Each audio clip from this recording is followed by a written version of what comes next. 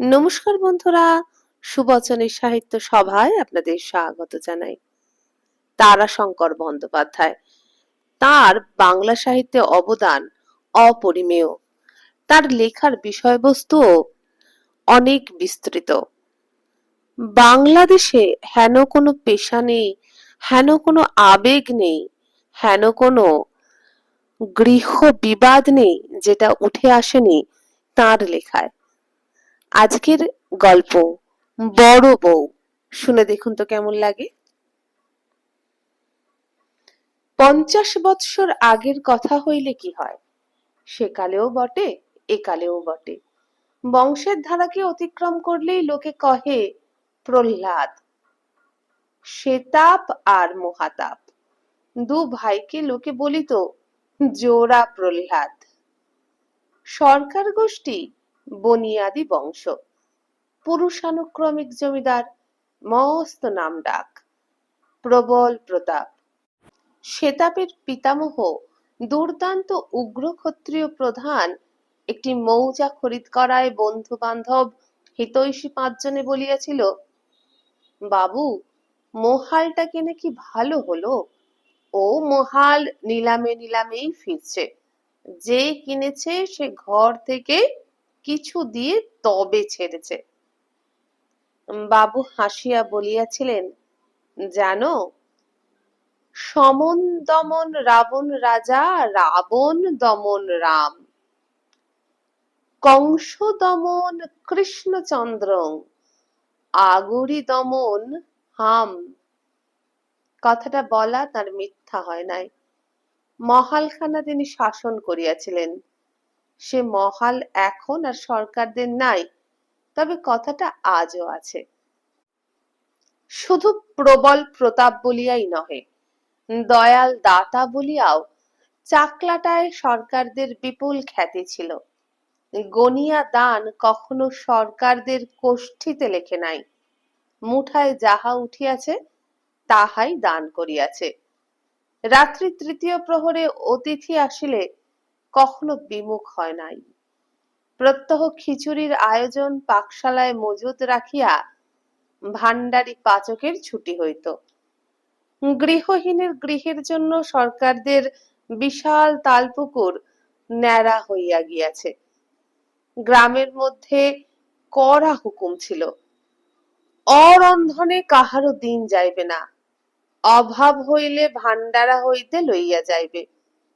প্রত্যহ একজন পাইক গ্রাম ঘুরিয়া দেখিত কার বাড়িতে ধোঁয়া নাই, সঙ্গে সঙ্গে তাহার কৈফিয়ত তলব হইত, কেন তার বাড়িতে উনান জ্বলে নাই। সঙ্গত কারণের অভাবে তাহার শাস্তি হইত, সাহায্য মিলিত। শেষে আবার বাবুর নিজ নামে খরচ লিখিয়া জরিমানার টাকা বাজে আদায়ের ঘরে জমা হইত। উৎসব আড়ম্বর তাও অবিরাম অক্লান্ত ধারায় চলিত। পালে পার্বণে সে তো রীতিমতো বরাদ্দই ছিল। তাহার উপর এলাকায় যাত্রা, খেমটা, কবি, ঝুমুর যে কোনো দল আসিলে সরকার বাড়িতে গান না শুনাইয়া চলিয়া যাইবার হুকুম কাহারও ছিল না। একবার একদল ভালো খেমটা 25 দিন বাবুদের বাড়িতে আটক ছিল। শেষে বাড়ির গিন্নি যুদ্ধ ঘোষণা করায় তবে তাহারা ছুটি পায়। এদিকে বাবুদের বাগান বাড়ির প্রতি ছোট তালগাছের খেঙর ভিতরে একটি করিয়া গাঁজার কলিকা থাকিত। গিরি মামার খাতা কখনো 3-0 হয় নাই। গিরিমামা হইতেছেন লাইসেন্স প্রাপ্ত ভেন্ডার। বাবুদের দৌলতে জমি পুকুর তাহার বাড়িয়াই চলিয়াছে, কিন্তু বাকি কম পড়ে নাই কখনো। সেই বংশের পিণ্ডদাতা শ্বেতাপ শুধু পূর্বপুরুষগণকেই পিণ্ড দিল না, তাহাদের চাল চলন ধারা ধরন সমস্তকেই পিণ্ডদান করিল। গিরিমামার দেনা বাড়া তো দূরের কথা, বিনা পয়সাতেই 3-0 হইল। সে স্পষ্ট বলিয়া দিল, টাকা নাও তো সম্পত্তি ফিরে দাও, সম্পত্তি নাও তো খাতার উসুল দাও, যদি চালাকি করো টাকা তো দেবই না, সম্পত্তিও কেটে নেব। ছোট ভাই মহাতাপের গাঁজা ভিন্ন চলে না, কিন্তু সে 1 পয়সা নগদ বিদায়। গিরিমামা আর সরকার বাবুদের নাম খাতায় ছকিতে পায় না। প্রজার ঘাড়ে সমানে যাত্রার জন্য বৃত্তি আদায় চলিল বটে, কিন্তু খরচ বন্ধ হইয়া গেল। যাত্রা খ্যামটা তো দূরের কথা, বাবুদের দুয়ারে বৈষ্ণবীর খঞ্জনি বাদ্য নিষিদ্ধ হয়ে গেল। এসো হরি বলো, ভিক্ষে মাগো, গীত বাদ্য কিসের? দান খয়রাত ও তো সব নিছক বরবাদ, সমস্ত বন্ধ হইয়া গেল। মুঠি তো মুঠি, আঙুলের আগাতেও একটা পয়সা উঠিত না। লোকে খায় না খায় তাহাতে কাহার কি যায় আসে? একটা বড় কথা বলিতে ভুলিয়াছি। সরকার বংশের সবচেয়ে বড় মহৎ খ্যাতি ছিল সত্যবাদিতার। একবার মিথ্যা এজাহার দিবার ভয়ে একটা সম্পত্তিই তাহারা ছাড়িয়া দিয়াছিলেন। সেতাব কিন্তু সে পথই মারাইল না। সে স্বার্থের জন্য দিনকে রাত্রি বলিতেও দ্বিধা বোধ করিত না, আর সে পারিত। লোকে বলে সেতাব নাকি ঘুমন্ত লোকের হাতের টিপ লইয়া আসিয়া খত তৈয়ারি করে, জালেও তাহার অরুচি নাই। ক্রমে লোকে বলিতে আরম্ভ করিল, হাড়ে পাশা হয় বাবা, চামড়ায় ডুগডুগি, গোটা দেশের ভিটে ঘুঘু না চড়িয়ে ছাড়বে না। ছোট প্রহ্লাদ মহাতাপ সে ছিল পাগল। পুরাতন বাগানে তাহার বাসা, নিয়মিত গাঁজা আর 1 সের দুধ এই হইলেই তাহার দিন চলিয়া যাইত। তাহার এই হইলেই মনে হইত সংসার খুব সুখের স্থান, কোথাও কোনো অভাব নাই, দুঃখ নাই। তাহার অভাবও বড় হইত না, কারণ শীর্ণ দেহ সেতাব মহাতাপের দীর্ঘ দেহের দিকে চাহিয়া শিহরিয়া উঠিত। ওই দেহ আর কাণ্ডজ্ঞানহীনের ক্রোধ। ও তো সভ্যভাবে ঝগড়া করিবে না, হয়তো তুলিয়া আছাড়ি মারিবে। তবে ভরসার মধ্যে পত্নী কাদু, তাহার কথা মহাতাপের বেদ বাক্য। কাদু আর মহাতাপ এক বয়সী, বাল্য সাথী। 9 বছরের কাদু যখন এ বাড়িতে আসে, মহাতাপ তখন 8 বৎসরের। কাদু নিশ্চয়ই স্বামীর লাঞ্ছনা দেখিতে পারিবে না। বন্ধুর জীবন পথে সংসারটি গোলাকার পৃথিবীর মতোই বেশ গড়াইয়া গড়াইয়া চলিতেছিল। মাঝে মাঝে ছোট বউ মানদার ফুসফুসানি অসন্তোষ উপলখণ্ডের মতো পথরোধ করিলেও গতিরোধ হইত না, একটু আধটু ঝাঁকানি মাত্র বোধ হইত। ছোট বধূটির সংসার জ্ঞান খুব টনটনে। ভাগাভাগির ঘরের মেয়ে সে, ভাগটা খুব বুঝিত, কিন্তু খোদ ভাগই না বুঝিলে পরের বুঝিয়া লাভ কি? রাত্রিতে আরক্ত নেত্রে মহাতাপ যখন শিবনাম করিতে করিতে বিছানায় এলাইয়া পড়িত, তখন মানদার ফুসফুসানি বাড়িয়া যাইত। সে বেশ গম্ভীর ভাবে আরম্ভ করিত, বলি কি হচ্ছে না হচ্ছে সে খোঁজ খবর রাখো। মহাতাপ চমকিয়া লাল চক্ষু যথাসম্ভব মিলিয়া কহিত, কি বড় বউ খায়নি বুঝি? মানদার আর কথা সরিত না। ক্রোধে লজ্জায় একটা অগ্নি দৃষ্টি হানিয়া মুখ বাঁকাইয়া বসিয়া থাকিত। মহাতাপ কহিত, কার সঙ্গে ঝগড়া হলো? তোমার সঙ্গে বুঝি? মানদা নীরব।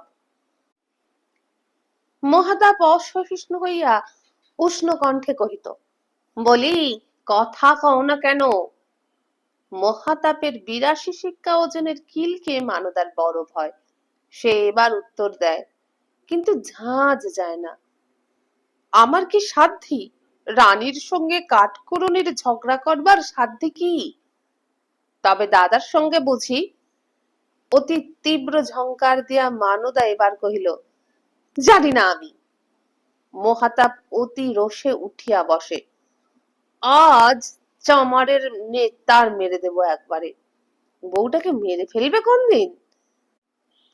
মানদা বিস্ময়ে হতবাক হইয়া বলে, লোকে যে তোমাকে পাগল বলে তা মিথ্যে নয়। মহাতাপ বলে, কেন? মানদা বলে, নইলে তুমি বড় ভাইয়ের নেতার মারতেই বা যাবে কেন? বড় বৌরানী উপসী বা করবেন কেন? তাদের ঝগড়াই বা হবে কেন? বিছানার উপর মহাতাপ বসিয়া বলে, তবে তুমি বলছো কি? হলোই বা কি? মানদার কান্না পায়। সে কহে, বলি, তুমিও তো বিষয়ের অর্ধেক মালিক। তা দানপত্র তোমার নামে হয় না কেন? তোমার দাদার নামেই বা হয় কেন? আর বিষয়ে? মহাতাপ এই পর্যন্ত শুনিয়া আর শোনে না। পরম নিশ্চিন্তের মতো বিছানায় শুইয়া বলে, শিব শিব, এতক্ষণ ব্যার ব্যার করে শেষ পর্যন্ত হলো কিনা? বিষয়। মানদাও আর শুনিতে পারে না। সে হরম করিয়া দরজাটা খুলিয়া বারান্দায় ছুটিয়া বাহির হইয়া যায়। বোধহয় কাঁদে। ঘরে মহাতাপ শুনাইয়া গান ধরে, মন বলরে শিব শিব, বিষয় বিষ তার নাম করো না। বোধহয় মানদাকে তত্ত্বজ্ঞান শিক্ষা দিতে চেষ্টা করে। সরকার বাড়ির সংসারের মধ্যে দুটি বউ আর ছোট ভাইয়ের এক ছেলে, বছর ডেরেকের। বড় বউ কাদুর বয়স 25-26। সারা দেহে বন্ধা নারীর একটা সতেজ স্বাস্থ্য ও লাবণ্য। শুধু তাই নয়, গ্রামে বড় বউয়ের একটা রূপের খ্যাতিও আছে। সে এ ঘরে আসিয়াছিল 9 বছর বয়সে, ছোট বউ আসিয়াছিল আরো কম বয়সে। সরকার বাড়িতে 9 বছরের বেশি বয়সের বউ আনা নিষেধ। মানদা একটু মোটাসোটা, গোলগাল দেহ, তাই মহাতাপ তাহাকে বলিত ধুমসি। আর তাহার পিঠে কিল মারিতে মহাতাপের বড় মজা লাগিত। কারণে অকারণে সে কিল মারিত, কারণেরও অভাব হইত না। মহাতাপ তাহাকে দেখিতে পারিত না তাহার ওই ধুমসি গতরের জন্য। ধুমসিও মহাতাপের হিংসা ছাড়া থাকিত না, ঠিক ছোট বড় ভাই বোনের মতো। শুধু মহাতাপের নয়, বড় বউয়ের হিংসাতেও মানদা জর্জরিত। তার একটা কারণও ছিল। সে কারণ হইতেছে বড় বউ আর ছোট দেওরের সম্পর্কের নিবিড়তা। বড় বউয়ের জ্বালাতে খেলা ঘরে মানদা কখনো মহাতাপের বউ সাজিতে পায় নাই। আজও তাই। মহাতাপ ও বড় বউয়ের সম্বন্ধ বন্ধন যেন আরো নিবিড় থেকে নিবিড় হচ্ছে। কত হাসি, কত ঠাট্টা, কত পরামর্শ। মহাতাপের উঠিতে বড় বউ, বসিতে বড় বউ, বড় বউ যেন সব তাহার জপের মালা, ইষ্ট কবচ। আর মানদা যেন কাঠ কুড়ানি, পথের কণ্টক। তাহার কান যেন মহাতাপের কটু কথা শুনিতে, তাহার পিঠ যেন 82 শিক্ষার কিল খাইতে। শ্বেতাবেরও এটা ভালো লাগে না, না লাগিবারই কথা। সৌন্দর্যের ধনে সে দেউলিয়া। সুস্থ সবল পুরুষত্ব ভরা মহাতাপের সঙ্গে সুন্দরী বড় বউয়ের পরম নিবিড় ভাব তাহার সহ্য হয় না। সকল জিনিসেরই একটা সীমা আছে, এই যে সীমা ছাড়াইয়া যাইতেছে। বাহিরের 5 জনে 5 কথা বলে, তাহার মনও তাহাতে সায় দেয়, কিন্তু এই যে ঘরের কেলেঙ্কারি। আর তেজস্বিনী বড় বউয়ের জবাবগুলো যে খুরের ধার, বলিতেও কিছু সাহস হয় না। তবু সে কখনো কখনো বলে, জানো, সব জিনিসেরই মাত্রা আছে, সবই হিসেব করেও। বড় বউ বলে, পাটোয়ারি জালিয়াতি বুদ্ধিতে এ হিসেব করা যায় না, বুঝলে? তুমি অতি ইতর, অতি অধম। একেবারে প্রথম ভাগে নামাইয়া তাহাকে অচল করিয়া দেয়। সেটা বেড়ার বাক্য সরে না, অগত্যা সে ধারাপাতে সরিয়া পড়ে, সদরে গিয়া সুদ কষে। সে হিসাবও তাহার ভুল হইয়া যায়। অন্দর হইতে বড় বউয়ের খিলখিল হাসি, মোহাতাপের উচ্চ হাস্য আর মানদার অসন্তোষ ভরা ঝংকারে তাহার সব গোলমাল হইয়া যায়। সে হিসাবের খাতা বন্ধ করিয়া ভাবে ভিন্ন হওয়াই ভালো, কিন্তু এত বড় বিষয় তাহার বুকের রক্তের চেয়েও প্রিয়। এই বিষয় সে বহু কষ্টে রক্ষা করিয়া দাঁড় করাইয়াছে। তাহাই দুই ভাগ হইবে, তার চেয়ে ওরা যা করে তাই ভালো। আক্রোশটা পড়ে 16 আনা বড় বউয়ের উপর। সে আপন মনেই ভাবে তার চেয়ে দুষ্টা নারী ত্যাগ করাই ভালো। কত সময় মুখ ফুটিয়া বাহির হইয়াও যায়, বিয়ে করব ফের, দুষ্টা ভার্যা। কিন্তু তাও করা যায় না। ছোট এতটুকু একটা চারা গাছ টানিলে তলার মাটি ফাটিয়া যায়। তার দীর্ঘ 16 বছর ধরিয়া যে বুকের মাঝে আছে, তাহাকে টানিয়া ফেলিয়া দেওয়া তো সহজ নয়। বড় বউ আসিয়াছে 9 বছরেরটি, আর আজ তার বয়স 25। সে তা উন্মাদ হইয়া ওঠে। তাহার সময়ে সময়ে ইচ্ছে করে ঘরে আগুন দিয়া বড় বউ আর মোহাতাবকে খুন করিয়া পালাইয়া যায়। হে ভারতে নারীর অধিকার লইয়া লঙ্কাকাণ্ড, কুরুক্ষেত্র ঘটিয়া গিয়াছে। সরকার গোষ্ঠী তো তাসের ঘর। সেদিন মোহাতাবের ছাতু খাইতে সাজ হইয়াছিল। সকালেই বাড়ি হইতে বাহির হইবার সময় বড় বউকে হুকুম হইল, বউ, আজ ছাতু খেতে হবে ভাই, নতুন গুড় দিয়ে না হলে। বড় বউ হাসিয়া বলিল, না হলে মেরে ছাতু করে দেবে। মারধরের কথায় কথাটা জমিয়া উঠিল। মোহাতাবের ভালো লাগিল। সে প্রবল উৎসাহে কহিল, মাইরি বলছি বউ, মনে হয় একবার দিই ওই ধ্বংস গতর ভেঙে। ছাতু মাখার মতো চটকে দিতে ইচ্ছে করে। একটি ছাড়া গাঁজার পয়সা মিলবার জো নেই। ছোট বউ মানদা ও ঘরে যাইতে যাইতে কুট কাটিয়া যায়। এরপর আর তাও জুটবে না। চোখ থাকতে কানার ওই হয়, ওই একটা কথাতেই আগুন ধরিয়া যায়। মোহাতাব ডাক ছাড়িয়া লাফ দিয়া ওঠে, কি বললি? আমি কানা? ধুমসির নেতার আজ। বড় বউ হাতের কাজ ফেলিয়া চট করিয়া মোহাতাবকে ধরিয়া বলে, ছি, মেয়ে মানুষের গায়ে কি হাত তোলা? বসো এখানে, বসো। ছোট বউ কিন্তু থামে না। বড় বউয়ের করুণায় তাহার বাঁচিতে স্বাদ হয় না। সে ঝংকার দিয়া বলে, না না, বসবে কেন? দাও না তোমার পোষা কুকুর ছেড়ে। দুর্দান্ত মোহাতাব বড় বউয়ের হাত ছাড়াইয়া গিয়া মানদার ঘাড় চাপিয়া ধরে। বড় বউ পিছন পিছন গিয়া মোহাতাবকে কহে, ছাড়ো বলছি, ছাড়ো। কণ্ঠে বেশ প্রভুত্বের সুর। সে প্রভুত্ব খর্ব হয় না। মহাতাব মানদার ঘাড় ছাড়িয়া দিয়া সরিয়া আসে, যেন জাদুকরীর মায়া মুগ্ধ হিংস্র পশু, কিন্তু শাসাইয়া আসে, আচ্ছা থাক তুই, তোকে বিদায় আমি করবই। তোর সঙ্গে ঘর করা আমার পোষাবে না। বড় বউ মানদার সম্মুখ হইতে সরিয়া দিয়া আসিয়া বলে, কি বলো তুমি, তার ঠিক নাই। ছেলের মা বিদায় করবে কি? মহাতাব বলে, দেখো তুমি, সে আমি ঠিক করে রেখেছি। বড় বউ বলে, কি করবে শুনি? মহাতাব খুব বিজ্ঞভাবে একগাল হাসিয়া বলে, সে বলছি না আমি, সে আমার মনেই আছে। বড় বউ হাসিয়া বলে, আমাকে বলবে না ভাই? মহাতাব ঘাড় নাড়িয়া হাসে, বলে, না, সে দেখো তুমি, আমি তাক লাগিয়ে দেব। বড় বউ বলে, ভালো ভাগ্যি আমার, তুমি যে মনের কথা মনে রাখতে শিখেছো, এও ভাগ্যি।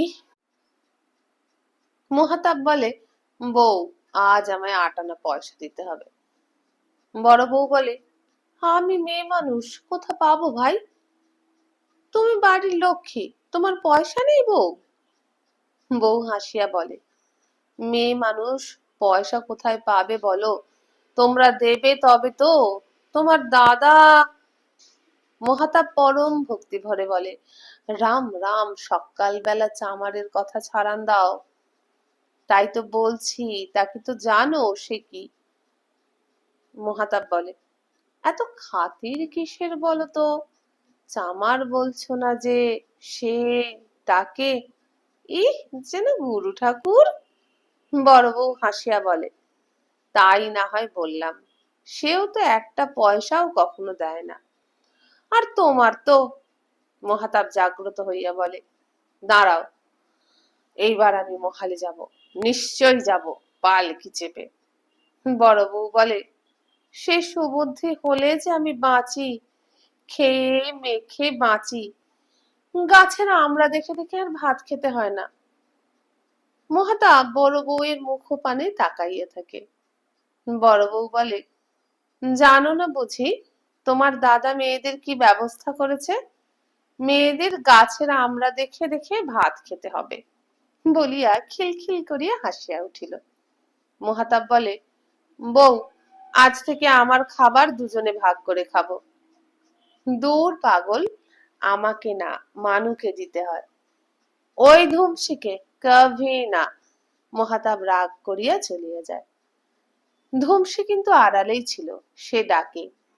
মহাতাব কহে, কি পয়সা চাইছিলে না? হ্যাঁ, 8 আনা। পেলে?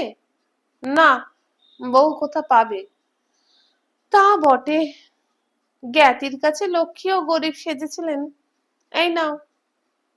জিতা রহ, জিতা রহ বলিয়া মহাতাব আধুলিটি তাহার হাত হইতে লইয়া পকেটে রাখিতে রাখিতে কহে, আচ্ছা পেলে কোথায় বলো দেখি? হুম, সেই চামার চোখও দেয় বুঝি? বুঝেছি, বউ আমাকে ভালোবাসে কিনা, তাই তোমাকে টাকা এনে দেয়। আচ্ছা, আমিও দেখছি। মানদা হাসিবে না কাঁদিবে বুঝিতে পারে না, শেষে কাঁদেই, আর আপনার বাপকে গালি পারে, আর পারে ভগবানকে। ওদিক হইতে বড় বউ হাঁকে, ছোট বউ, ও ছোট বউ। মানদার অঙ্গ জ্বলিয়া যায়, কেমন করিয়া যে সে শোধ তুলিবে ভাবিয়া পায় না। বড় বউ সারাপ না পাইয়া কহে, বলি করছিস কি ছোট বউ, আমার পিন্ডি দিচ্ছিস নাকি? মানদা ছংকার দিয়া বলে, তোমার দিতে যাব কেন দিদি? দিচ্ছি যে আমার অদিষ্ট তৈরি করেছে সেই মুখ পড়ার। দেখা পাই তো দেখি আমি একবার। বড় বউ ওইখান হইতে বলে, মুখ পড়া বড় ভীতু লোক, সে কিছুতেই দেখা দেবে না।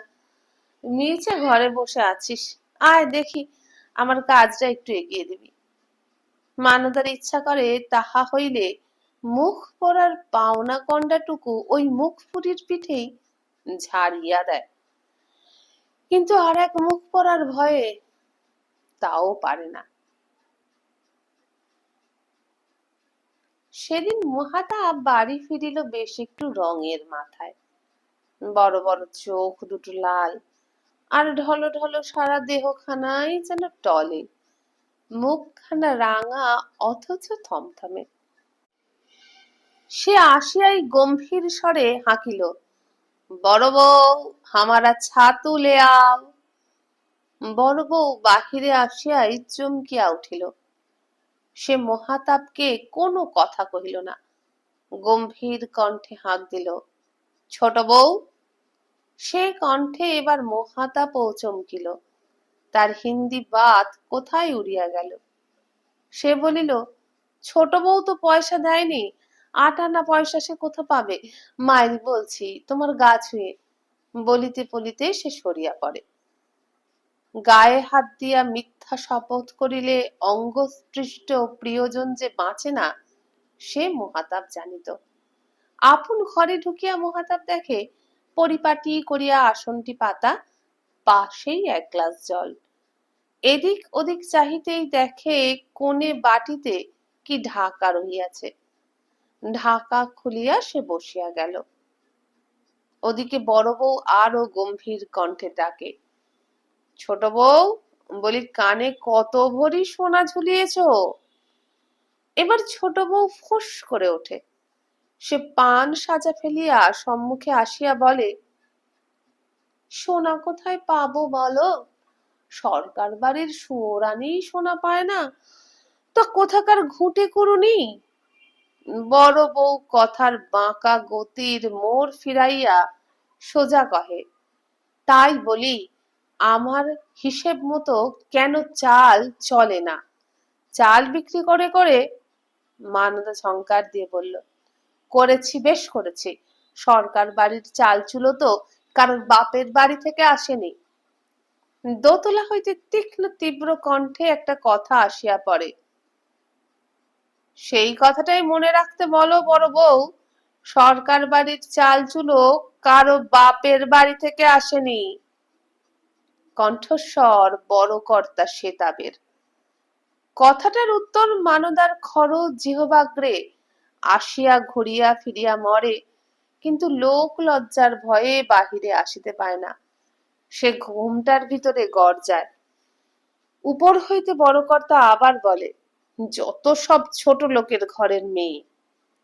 এইবার বড় বউ উত্তর দেয়, বাড়ির মেয়েদের কথা কাটাকাটির ভিতর তোমার কথা বলা কেন? আর আমাদের বাপ তোলবাড়ি বা তোমার কি অধিকার শুনি? সঙ্গে সঙ্গে একটা ক্রুদ্ধ মত্ত কণ্ঠ শোনা যায়, খবরদার শকুনি চামার কিপ্টে, মেয়েদের কুচ বলেগা তো ছ তু চটকে দেগা। ও বিয়ে করেছে তো মানুষ কিনলিয়া। বড় বউ উপরে ছুটিয়া আসে। ভয় হয় বা সুন্দর উপসুন্দের দ্বন্দ্ব বাঁধিয়া যায়। আসিয়া দেখে সুন্দর তখন ঘরে ঢুকিয়া খিল দিয়াছে, আর উপসন্দ তখনও দর দালানে দাঁড়াইয়া আস্ফালন করিতেছে, চামার কে সাথ হাম নেহি রহেগা, কাল হাম ভিন্ন হোগা। হাতে মুখে কালো কালো কি মাখা, তাহাই চাটিয়া চাটিয়া খাইতেছে। বড় বউ তাহার হাতখানা ধরিয়া শুকিয়া কহে, এ কি ছাতু না খইল? মহাতাব দিব্য হাত চাটিতে চাটিতে বলে, কোণে ভেজানো ছিল, গুড় দিয়ে দিব্যি লাগছে। ছাতুই বটে, বলিয়া আর একবার চাটে। বড় বউ বলে, আমার আর ছুটকির মুন্ডু, সে মাথা ঘষবার জন্য খইল ভিজিয়ে রেখেছিল বুঝি। বড় বউ তাহার হাত ধরিয়া কহে, এসো, হাত ধোবে এসো। যাইতে যাইতে সিঁড়ির পথে আবার কহে, বলি নেশা কি এমনি করেই করে, যে স্বাদ আর স্বাদ। মহাতাপের আত্মসম্মানে আঘাত লাগে। আহত মহাতাপ বড় বউয়ের হাত ছাড়িয়া সেই সিঁড়িতে হেঁট হইয়া বসিয়া বড় বউয়ের পায়ের বদলে মাটিতে হাত ঘষিতে ঘষিতে কহে, গুরুর দিব্যি, তোমার পা ছুঁয়ে বলছি, কোন চন্ডাল মিছে কথা বলে? মিথ্যে বলি তো? বড় বউ শশব ব্যস্ত হইয়া কহে, আচ্ছা আচ্ছা, ওঠো ওঠো, বলিয়া হাতখানা বাড়াইয়া দেয়। বিশ্বাস হলো না? ধরে তুলতে চাচ্ছ? আচ্ছা দেখো। বলিতে বলিতে উঠিয়া গিয়া সিঁড়ির মোড়ের মুখে গড়াইয়া পড়ে। তবু সে বলে, মিথ্যে বলি তো ধুমসের মাথা খায়, বলিয়া পড়িয়া পড়িয়াই গান ধরিয়া দেয়। মূর্খে বলে সুরা, মায়ের প্রসাদ কারণ বাড়ি। বড় বউ পরম যত্নে তাহার দুই হাত ধরিয়া তুলিতে চেষ্টা করে। মহাতাপও এবার তাহার গলাটা জড়াইয়া ধরিয়া উঠিতে উঠিতে কহে, যার বড় বউ নেই তার আর কেউ নেই। বড় বউ অতি কষ্টে সোজা হইয়া দাঁড়াইতেই দেখে সিঁড়ির মাথায় সেতাব। সাপের মতো নিমেষহীন হিংস্র দৃষ্টি তাহার চোখে। চোখাচোখি হইতেই সেতাব বলে, বটে, এই জন্যে এত লোকে দেখি মিথ্যে কথা বলে না। বড় বউ ঘৃণায় মুখ ফেরায়। এ পাশেও ঠিক এমনই দুটি চোখের দৃষ্টি তাহার সর্বাঙ্গে যেন আগুন ধরাইতে চায়। নিচে ঠিক সিঁড়ির মুখে দাঁড়াইয়া ছোট বউ মানদা। মানদা বলে, যা রটে তাই ঘটে, আর তা সত্যই বটে। কথাটা দেখি মিথ্যে নয়, লোকে মিথ্যে বলে না, বলিয়াই চলিয়া যায়। বড় বউ গম্ভীর কণ্ঠে বলে, কি বললি ছোট বউ? নেপথ্য হইতে উত্তর আসে, বলছিলাম আজ মাসের কদিন হলো জানো গো বড় গিন্নি। বড় বউ মহাতাপকে ছাড়িয়া দিয়া পাথরের মতো দাঁড়াইয়া রহিল। মহাতাপ আবার সিঁড়িতে পড়িয়া বিড়বিড় করিয়া কি বলিতে লাগিল। ক্ষণেক পরে একটা দীর্ঘশ্বাস ফেলিয়া বড় বউ বহু কষ্টে মহাতাপকে তাহার ঘরে শোয়াইয়া দিল। তারপর নিচে আসিয়া দাওয়ার উপর নির্বাক হইয়া বসিয়া রহিল। এই অকল্পিত অসম্ভব আঘাতে তাহার স্নায়ু, শোণিত প্রবাহ, হৃৎপিণ্ড সব যেন নিশ্চল হইয়া গিয়াছে। কতক্ষণ কাটিয়া যায়, উপর হইতে শব্দ ওঠে, ওয়াক ওয়াক। মহাতাপ বমি করে। মানদা তাড়াতাড়ি উপরে যায়। ক্ষণ পরেই মত্ত কণ্ঠে শোনা যায়, নেহে মাংতা হ্যায়, ভাগো তুম ভাগো ধুমসি, গিদ্ধার বদনি ভাগো। মানদার তীব্র কণ্ঠ শোনা যায়, কে তোমার চাঁদ বদনি আছে শুনি? নরক সাফ করবে কে? মহাতাপ হাঁকে, বড় বউ, বড় বউ।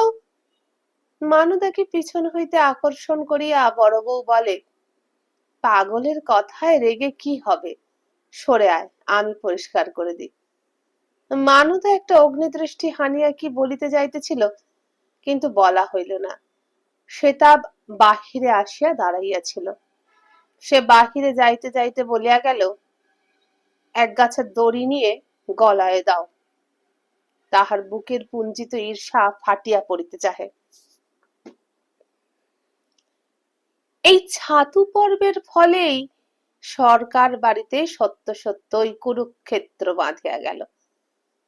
সেতাপের মনে মহাতাপ ও বড় বউয়ের নিবিড় আকর্ষণের ফলে যে স্বাভাবিক সন্দেহ ছিল, সে আজ ভীষণ আকার ধারণ করিল। সেতাবের আর সহ্য হইল না। ঠিক পরের দিনই সে প্রাতঃকালে সদরে বসিয়া মহাতাপকে ডাকিয়া বলিল, তোমার সম্পত্তি তুমি বুঝে নাও, এক জায়গায় থাকা আর পোষাবে না। মহাতাপ প্রবল উৎসাহে বলিল, বহুত আচ্ছা, আমিও তাই চাই। আর বড় বউ বলছিল, গাছের আমড়া দেখে দেখে সে ভাত খেতে আর পারছে না। পাগলের প্রলাপ সবসময় বোঝা যায় না, তবুও সেতাব তার মুখে বড় বউয়ের দুঃখের কথা শুনিয়া জ্বলিয়া গেল। সে দাঁতে দাঁত ঘষিয়া আপন মনেই কহিল, হ্যাঁ, বাপের বাড়ি গিয়ে দুধ ভাত খাবে। মহাতাব কিন্তু কথাটা শুনিল না। তৎপূর্বেই উঠিয়া বাড়ির দিকে চলিয়া সুসংবাদটা দিতে গেল। সেতাব আবার তাহাকে ডাকিল, শোনো, কি? আজই সব ভাগ হবে। আমি মাতব্বর মুরুব্বিদের খবর দিয়েছি। আমাদের পাড়ার রামবাবু, তারু জ্যাঠা, ইন্দির দাদা ও পাড়ার ফকির মোড়ল, কালাচাঁদ বাবু, দেখো, এছাড়া আর কাউকে ডাকবো? মহাতাব বলে, আবার কি, ওই হবে।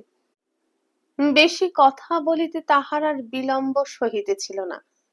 সে সায় দিয়া বাড়ি ফিরিল। সেতাব হাঁকিল, সরকার মশাই। সরকার আসিয়া সবিনয়ে ঘাড় বাঁকাইয়া দাঁড়াইয়া হাত কচলায়। সেতাব বলে, পালকি বেহারা বলে রাখুন, বড় বউ কাল বাপের বাড়ি যাবে। আরেকটি কোণে, আচ্ছা সে পরে হবে।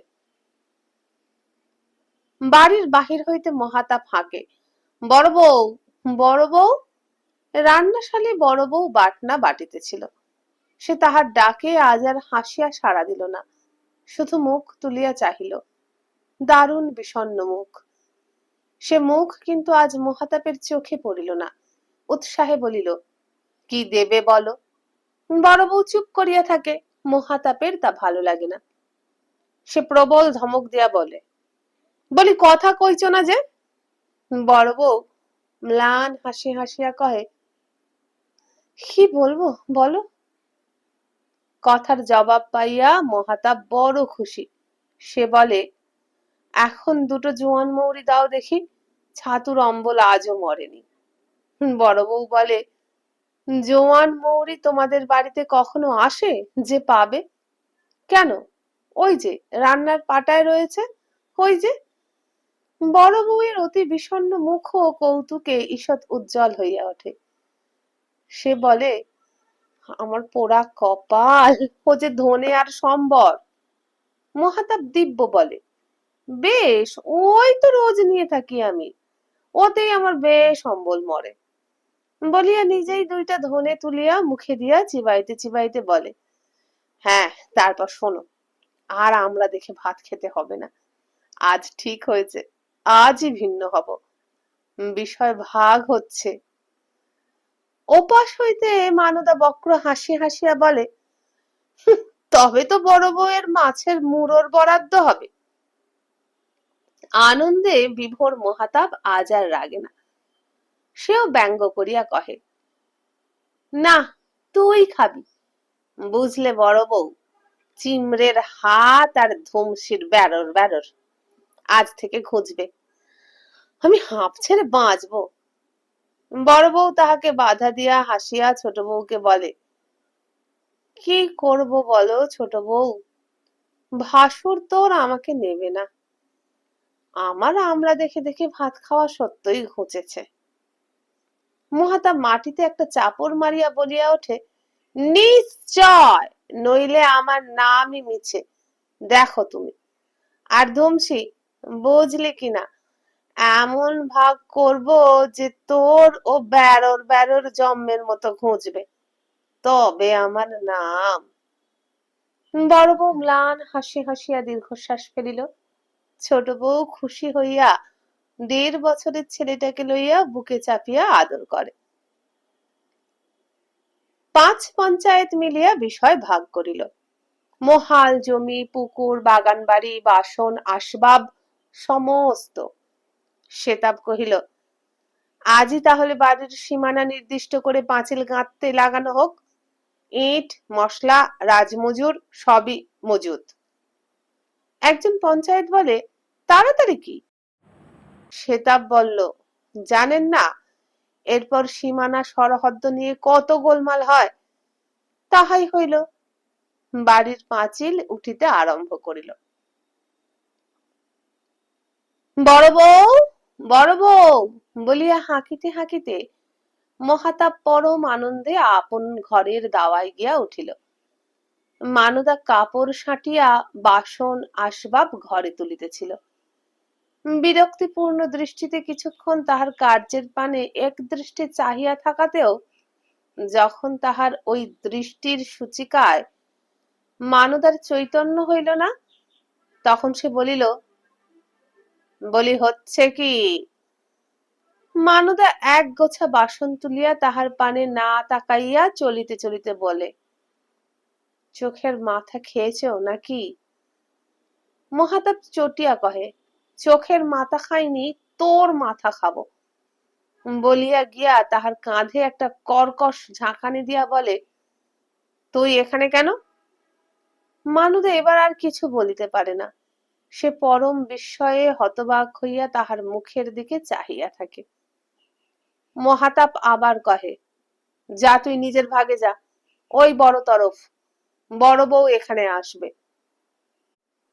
মানদার হাত হইতে বাসনের গোছাটা ঝনঝন করিয়া পড়িয়া যায়। ঘৃণা তীক্ষ্ণ দৃষ্টিতে স্বামীর মুখের পানে কিছুক্ষণ চাহিয়া থাকে, তারপর সব ফেলিয়া দিয়া ঘরের দুয়ার বন্ধ করিয়া মেঝেতে লুটাইয়া কাঁদে। মহাতাব অতি রোষে পঞ্চায়েতের সম্মুখে গিয়া হাজির হইয়া বলে, বাহ, এ কি রকম হলো? বড় বউ নিজে আমাকে বলেছে দাদা তাকে নেবে না, তাই আমি কিছু বলিনি। এখন ছোট বউ কেন আমার ঘরে গিয়ে জ্বালাচ্ছে? পঞ্চায়েতের পঞ্চবিজ্ঞ মস্তিষ্ক এ কথার মাথা মুন্ডু কিছুই ঠাউর পায় না। তাহারা অবাক হইয়া তাহার পানে তাকাইয়া থাকে। সে আবার বলে, এখন আপনারাই ভাগ করে দেন, ভাগের সময় একটি কথাও আমি বলিনি। আমি বলছি বড় বউ আমার ভাগে। সর্বাপেক্ষা প্রবীণ ফকির মণ্ডল অবাক হইয়া কহে, বউ ভাগ? অসহিষ্ণু মহাতাব বলে, হ্যাঁ, ছোট বউ দাদার ভাগে। কথাটা পঞ্চায়েত পঞ্চমুখে রাম নাম স্মরণ করতে করতে শোনে। সেতাব কানে আঙুল দেয়, চক্ষু তাহার জলে। মহাতাব ছাড়ে না। সে আপন মনেই ঝগড়া করে, বলে যায়, ছোট বউ তাকে দেখতে পারে না, ছোট থেকে তার সঙ্গে ঝগড়া করে, আর দাদা নিজে বড় বউকে নেবে না বলেছে। পঞ্চায়েত সেতাবের মুখপানে চায়, সম্মতির জন্য নয়, শেষের কথাটার সত্যতা যাচাই করতে। সেতাব দৃষ্টির প্রশ্ন বুঝিয়া বলে, নিঃসন্তান। নিঃসন্তান হয়ে কতদিন থাকি? বংশ তো চাই, জানেন তো। নিশ্চয় নিশ্চয়, পঞ্চায়েত এক বাক্যে কেরামত করিয়া ওঠে। মহাতাব বলে, তাহলে? ও পাড়ার রামবাবু বলে, এত গাঁজা খেও না মহাতাব, এত গাঁজা খেও না, একে পাগল আরো পাগল হবে। কেন? নইলে বউ ভাগ করার কথা বলো, বউ কি ভাগ হয়? প্রবল প্রতিবাদে হাত চাপড়াইয়া মহাতাব বলে, আলবাদ হয়, কেন হবে না শুনি?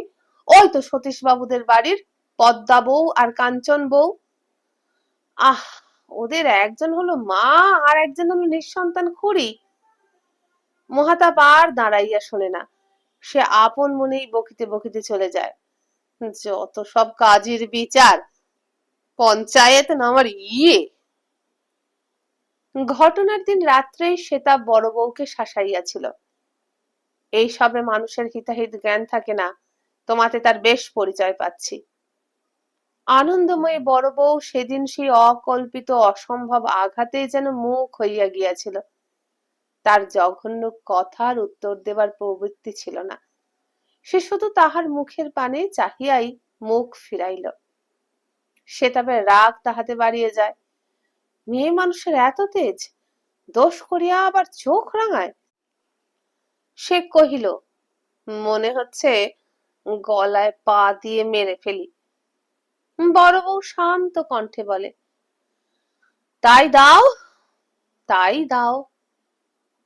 সেতাব এদিক ওদিক অল্পক্ষণ ঘুরিয়া শেষে বিছানায় শুইয়া বলে, না, দুষ্টা স্ত্রী আর সাপ দুই সমান, খুনের দায়েই বা পড়ি কেন? তুমি মা বাপের ছেলে, মা বাপের কাছে যাও, আমি হাঁপ ছেড়ে বাঁচি, খোরপোশ দেব আমি, বলিয়া শুইয়া পড়ে। বড় বউ মেঝে আঁচল বিছাইয়া শোয়। তাই বড় বউ ভাগের দিন ছোট বউকে ও কথাটা বলিয়াছিল।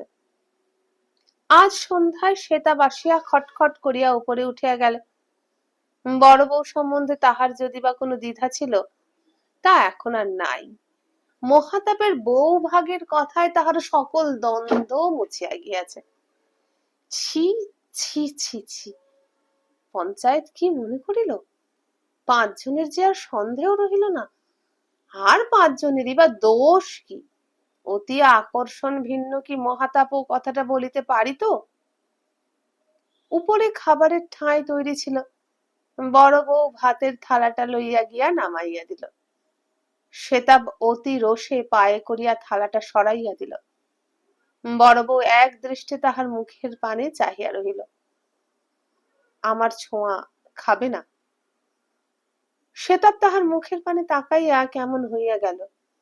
এমন সংযত উদ্দীপ্ত মহিমা সে আগে কখনো দেখে নাই। সে চোখ নামাইল। বড় বউ ধীরে ধীরে থালাখানি তুলিয়া লইয়া যাইতেছিল। সেতাব পিছন হইতে বলিল, কাল তোমায় যেতে হবে। বড় বউ পিছন ফিরিয়াই ঘাড় নাড়িয়া সম্মতি দেয়। বেশ। সেতাব আবার বলে, গহনাগাটি কিছু পাবে না তুমি। দৃঢ় পদক্ষেপে অকম্পিত শিখার মতো দৃপ্ত মূর্তিটি তখন চলিয়া গিয়াছে। সেতাব আপন মনেই দাঁতে দাঁত ঘষে। বড় বউ কিন্তু আর আসে না। সময়ের সঙ্গে সঙ্গে সেতাবের উৎকণ্ঠা ও উগ্রতার সীমা থাকে না। গলায় দড়ি দিল নাকি? সেই মুখখানি বড়, চোখ বাহির করিয়াছে জিভ। ওরে বাবারে, সেতাবের বুকখানা ফাটিয়ে যায়। সে তাড়াতাড়ি ডাকে, বড় বউ, বড় বউ। উত্তর নাই। সেতাবের মনে বিদ্যুতের মতো একটা কথা জাগিয়া ওঠে। হয়তো মহাতাপের সে দেওয়ালে ঝুলানো মরিচ ধরা তলোয়ারখানা লইয়া বাহির হইয়া পড়ে। কিন্তু বেশি দূর অগ্রসর হইতে হয় না। সামনের খোলা বারান্দায় বড় বউ নিস্পন্দ পড়িয়া। ডাকিতে তার ভরসা হয় না। অপরাধীর মতো সে ঘরে আসিয়া শোয়। ভোরবেলা তার ঘুম ভাঙিয়া গেল। কে যেন ঘর হইতে বাহির হইয়া গেল। সেতাবও তাড়াতাড়ি উঠিয়া পড়ে। হ্যাঁ, বড় বউই বটে। পা টিপিয়া টিপিয়া যাওয়ার ভঙ্গিতে সেতাবের সন্দেহ জাগে। সেও পিছন ধরিয়া চলে। বড় বউ গিয়ে ওঠে মহাতাপের ঘরে। তখন পূর্ণ প্রভাত হয় নাই। মহাতাপ গালে হাত দিয়া আকাশ পাতাল কত কি ভাবিতেছে। পঞ্চায়েতের পঞ্চ প্রবীণ মস্তিষ্কদত্ত জ্ঞানে তাহার আক্কেল জন্মাইয়া গেছে।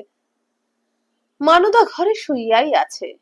বাসন আসবাব সব এখনো বাইরে পড়িয়া। বড় বউ চুপি চুপি আসিয়া মহাতাপের সম্মুখে দাঁড়াইল। মহাতাপ সানন্দে বলিয়া উঠিল, বড় বউ। ঘরের মধ্যে মানুদার বুকে যেন আগুন জ্বলিয়া ওঠে। সে উঠিয়া বসে, উদ্গ্রীব হয়ে শোনে। বড় বউ মৃদু কণ্ঠে বলে, চুপ করো, আস্তে কথা কও, এইটি নিয়ে রাখো। বলিয়া কাপড়ের ভিতর হইতে একটা ছোট পুঁটুলি বাহির করিয়া সম্মুখে ধরে। মহাতাপ বলে, কি এ? মৃদু স্বরে বড় বউ বলে, টাকা। তোমার দাদা তোমাকে নগদ টাকায় ফাঁকি দিয়েছে। যা পেরেছি এনেছি, নাও। মহাতাপের বুদ্ধি মহাতাপকেই ভালো মানায়। সে বলে, না, নিয়ে কি করব আমি? এই প্রশ্নের উত্তর বড় বউও দিতে পারে না। শেষে সে বলে, তোমার না দরকার থাকে মানু, খোকা। উদাস ভাবে মহাতাপ বলে, দাওগে তবে সেই ধুমসিকে, আমি আর ঘরেই থাকবো না। অতি ম্লান হাসি হাসিয়া বড় বউ তাহার মাথায় হাত দিয়া বলে, ছি, পাগলামি কি করে, ঘরে থাকবে নাকি? মহাতাপের কণ্ঠস্বর ভাঙিয়া পড়ে। সে বলে, কার কাছে থাকবো বৌদিদি? মা নেই, বোন নেই। বড় বউয়ের চোখে জল আসে। প্রাণপণে অশ্রুরোধ করিয়া সে হাসিয়া তরল ভাবে কহিতে চায়, কেন, বউয়ের কাছে, মানুর কাছে? ধ্যাত, বউই বুঝি সব। মা বোন নইলে কি ঘর বৌদিদি? বড় বউ কথাটা তরল করিবার চেষ্টাতেই পরিহাস করিতে চায়। তা আমিও তো মা বোন নই। মহাতাপ বলে, না, কিন্তু তুমি যে বড় বউ, তুমি থাকলে মা বোনের কষ্ট বুঝতে পারি না আমি। দাদা তো কথাই কয় না। আমি যে ভিখিরি, বলে মুখ্যু, ডাং। ছোট বউ আড়ালে বলে, মুখ পোড়া। তুমি শুধু ভালো কথা বলো। বড় বউ আর অশ্রুরোধ করিতে পারে না। পিছন হইতে মানুদা গায়ে হাত দিয়া বলে, দিদি, ওটা তোমার কাছেই রাখো, ওটা তোমার কাছেই রাখো না গো। ওকে তো জানো। আর আমি, আমি তো বড় উড়নচণ্ডে। মহাতাপ বলে, শুনছো বড় বউ, শুনছো? মার না খেলে। বড় বউ ম্লান হাসিয়া বলে, তুমি একটু থামো ভাই। এটা তুই রাখ মানু, কাল তো বলেছি। আমার এবাড়ির ভাত উঠেছে। সব বলিনি, শোন, আজ পালকি আসছে, আমার বনবাস। তোর ভাসুর আবার বিয়ে করবে। মহাতা আবার চুপ করিয়া থাকে না। সে স্বভাব সিদ্ধ উচ্চ কণ্ঠে বলে, কি, বিয়ে করবে? বড় বউ হাত জোর করিয়া বলে, চুপ করো ভাই, চুপ করো, রাজমজুর আসতে শুরু করেছে। মহাতাপ চুপ করিয়া যায়। ওদিকে ঘরের মধ্যে খোকাটা জাগিয়া কাঁদিয়া ওঠে। বড় বউ বলে, খোকা উঠেছে ছোট বউ, যা ওকে আন, যার ধন তাকেই দিয়ে যাব। ছোট বউ খোকাকে লইয়া আসে। বড় বউ তাহাকে কোলে লইয়া বলে, নাও তো বাবা, বলিয়া টাকার পুডলিটা তার হাতে দেয়। কথা শুনিতে শুনিতে সেতাবের সর্বাঙ্গ হিম হইয়া যায়, চোখ দিয়া জল আসে, একটা দীর্ঘশ্বাস ফেলে, বুকটা হালকা হইয়া ওঠে। সে ডাকে, বড় বউ। সকলে সেতাবকে দেখে। মহাতাব বলে, শকুনি সব শুনছিল বড় বউ, আমি বলি দরজার আড়ালে ওটা কাপড় বুঝি। সেতাব ফট ফট করিয়া চটিটা টানিতে টানিতে আসিয়া কহে, টাকাটা দাও তো, ছেলে মানুষ কোথায় ফেলবে। বলিয়া টাকাটা লইয়া বলে, দাও তো একবার খোকামণিকে কোলে করি। বলিয়া নিজেই বড় বউয়ের কোল হইতে তাহাকে টানিয়া লইয়া চুমু খাইয়া বলে, আমি সব শুনেছি বড় বউ। বড় বউ চুপ করিয়া থাকে। সেতাব আবার বলে, এতে খোকার এক গা গহনা হবে, কি বলো। বলিয়া টাকার পুঁটলিটা নাড়িয়া ওজন দেখিল। আবার বলে, বংশের মানিকও, খালি গায়ে ভালো লাগে না। খোকার হয়েও তোমার আর ছোট বৌমার দুখানা করে হবে, কি বলো। আহ, কি যে তোরা ঠন ঠন করিস বাবু, যা যা, এখানে পাঁচিল গাঁথতে হবে না, সদরের পাঁচিল যেটা ভেঙে গেছে, যা গাঁথগে যা, আর বলগে যা পালকি চাইনে। বড় বউ স্বামীর মুখের পানে তাকায়। সেতাব অতি মিষ্ট হাসিয়া কহে, কত ভুল মানুষের হয়, বলিয়া খোকাকে আড়াল দিয়া হাত জোর করে। রাজমজুর চলিয়া যায়। বড় বউ কাঁদে, মানদা হাসে। মুখাতাপ অবাক।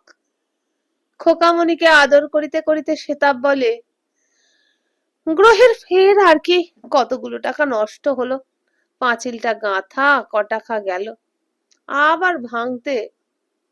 মহাতাব এতক্ষণে লাফাইয়া উঠিয়া বলে, হ্যাঁ, তোমার মতো চামদরির পয়সা লাগে, ও পাঁচিল আমি 3 লাথিতে। বড় বউ মহাতাপের হাতখানা ধরিয়া ফেলে, বলে, থাক, শেষটা আমাকে পদসেবা করিয়ে ছাড়বে, সেঁক করতে আমি পারবো না। সেতাব হা হা করিয়া হাসে। এটা তাহার নূতন। বন্ধুরা, এখানেই শেষ হয়ে গেল তারাশঙ্কর বন্দ্যোপাধ্যায়ের লেখা ছোট গল্প বড় বউ। কেমন লাগলো কমেন্ট করে জানাবেন। যদি ভালো লাগে একটা লাইক করবেন, বন্ধুদের সাথে ভিডিওটা বেশি বেশি শেয়ার করবেন। আর আমার চ্যানেলে এখনো সাবস্ক্রাইব করে না থাকলে সাবস্ক্রাইব করে আমার মনোবল বাড়াতে সাহায্য করবেন। যদি এরকমই গল্প শুনতে চান, এই ভিডিওর নিচে যে বার আছে সেখানে ক্লিক করুন। ক্লিক করলে খুলে যাবে চ্যানেলের হোম পেজ। হোম পেজে পাবেন প্লেলিস্ট। প্লেলিস্টে অসংখ্য গল্প আছে, থরে থরে বিভাগ অনুযায়ী আপনার জন্য সাজানো। সেগুলো শুনুন যতক্ষণ না নতুন গল্প আসছে। আজকের মতো বিদায় নিলাম। নমস্কার।